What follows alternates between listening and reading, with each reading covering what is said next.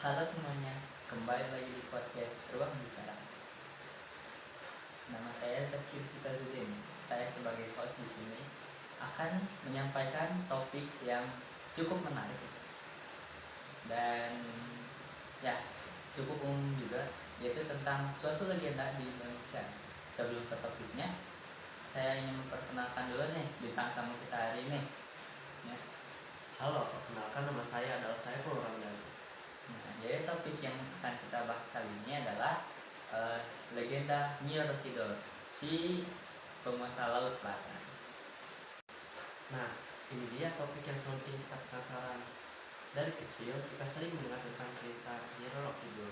Tapi sebenarnya siapakah dia? Apakah dia itu adalah sesosok yang nyata atau cuma mitos? Menurut legenda, Nyi Roro Kidul itu digambarkan seperti makhluk gaib yang bisa mengendalikan makhluk-makhluk laut di pantai Laut Selatan, kan? Nah, walaupun begitu, banyak sekali versi-versi dari Nyi Roro Kidul ini.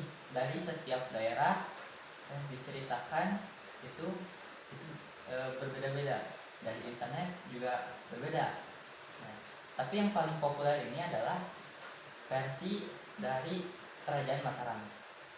Iya, konon katanya dulunya dia adalah seorang putri dari kerajaan Pajajaran yang bernama Kadita.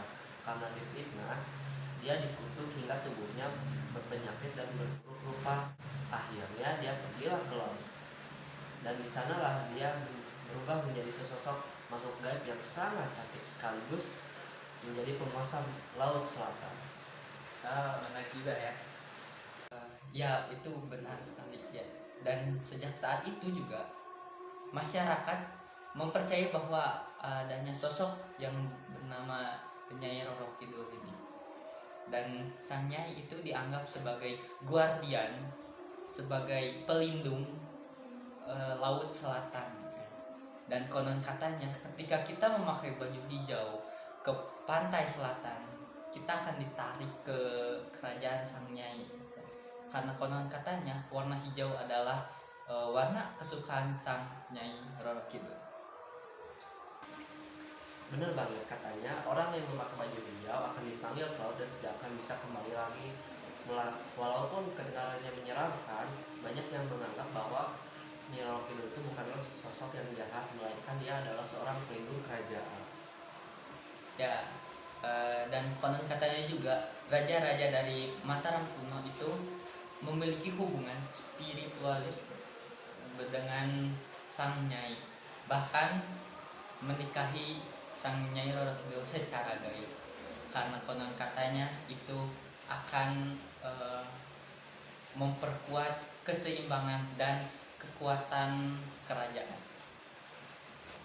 Ini dia adalah bukti-bukti keberadaannya sesosok Nyi Roro Kidul.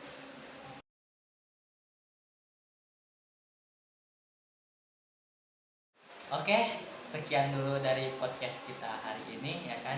Dari podcast kita obrolan kita tadi, kita bisa simpulkan bahwa sang Nyai Roro Kidul ini bukan sekedar cerita horor belaka, melainkan sebagai simbol kekuatan alam, kecantikan, dan bahkan misteri pantai atau laut selatan yang bahkan masih belum terpecahkan hingga saat ini kan.